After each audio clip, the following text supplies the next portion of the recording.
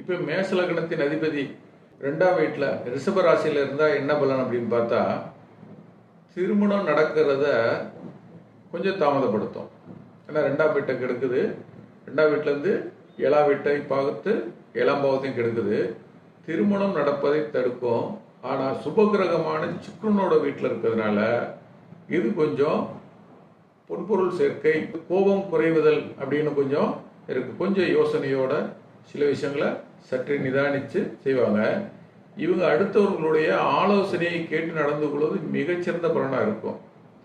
அதே நேரத்தில் இந்த சுக்கிரன் உச்சம் பெற்று இருக்குமாயின் இந்த செவ்வாய் தன்னுடைய தசையில் மிகப்பெரிய யோகத்தை, அதாவது மிகப்பெரிய அளவிலான நிலபுல சேர்க்கை, இவங்களுக்கு இந்த ரியல் எஸ்டேட்னு சொல்லக்கூடிய நில வணிகம், இடம் வாங்கி விற்கிறது, பிளாட் போட்டு விற்கிறது, இந்த விஷயங்கள்லாம் ரொம்ப நல்லா இருக்கும். கொஞ்சம் ஜாக்கிரதையாக இருந்துக்கணும்.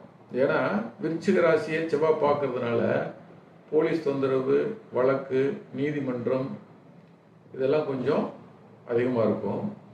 இவங்களுக்கு 12ல் ராகுவோ கேதுவோ இல்லாமல் இருக்கிறத பார்த்துக்கணும். ஏன்னா இருந்துச்சுன்னா சிறை தண்டனைகள் கொண்டு விட்டுரும்.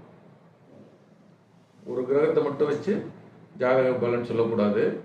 இருந்தாலும் இதற்கான பலனை நாம் எடுத்து தான் ஆகணும். மற்ற கிரகங்களை அனுசரித்து தான் ஆகணும்.